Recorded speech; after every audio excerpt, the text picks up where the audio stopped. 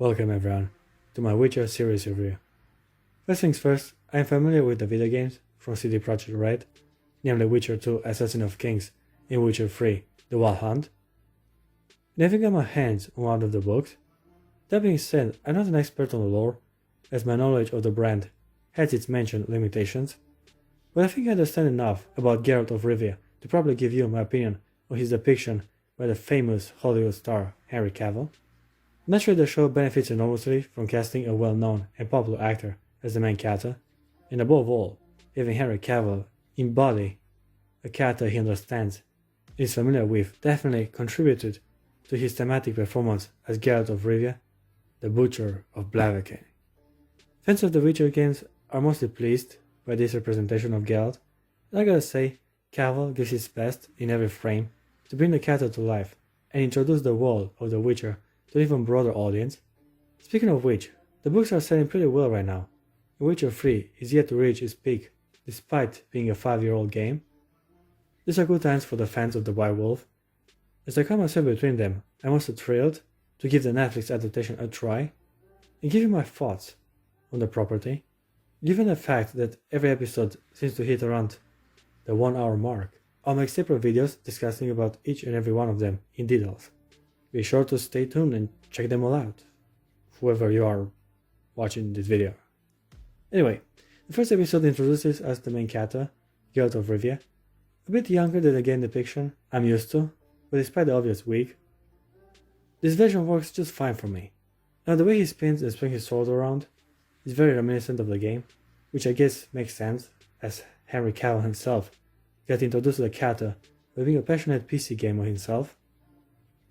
Hell, if an introvert nerd like Henry Cavill can do it, I guess I have a shot in playing Commander Shepard in the upcoming Mass Effect TV series soon to be released in roughly the next 5 or so years. Back to real fantasy. Yeah. So as I mentioned before, I had my sticky hands on the book called The Last Wish before playing the third installment of the game franchise. I was really impressed by Assassin of Kings.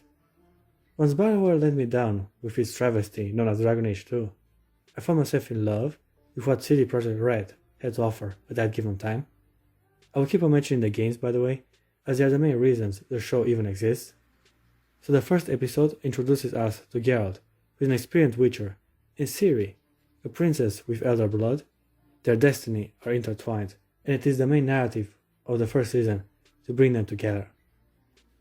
Now, this was a given to me, as I'm familiar with these characters from the video games, but I can understand the confusion for newcomers to this fantasy realm. The show has a rather stylish way of telling the story, and it's rather hard to keep up with the overlapping time frames, as even I was sometimes confused to what exactly was happening. On paper, this is an ambitious project for sure, combining independent short stories with some new material to serve as a cohesive story. Did it succeed? Well, not exactly, as the show fails in properly explaining anything about the lore and characters. For example, starting the first episode, Geralt uses one of his Witcher signs in the famous market battle. I obviously know that Witcher possess these abilities, but for a couple newcomers, they might look like the Force or something. Or this political angle the show so boldly tries to incorporate. Sintra becomes conquered by Nilfgaard. Again, I know this flow of events, as Nilfgaardians are well established as a superpower, since even the second Witcher game and the conquest of the Northern Realms is one of the main themes in its sequel.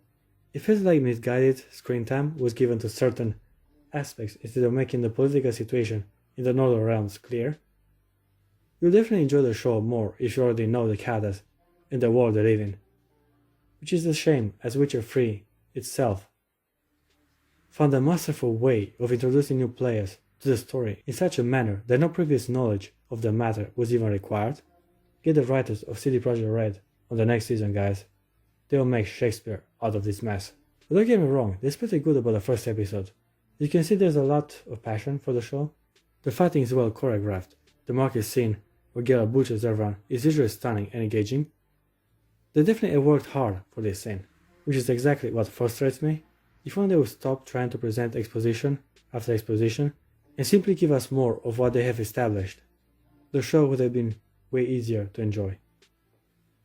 Concentrate more on the simple things, and you will realize just how complex the world of Geralt of Rivia is.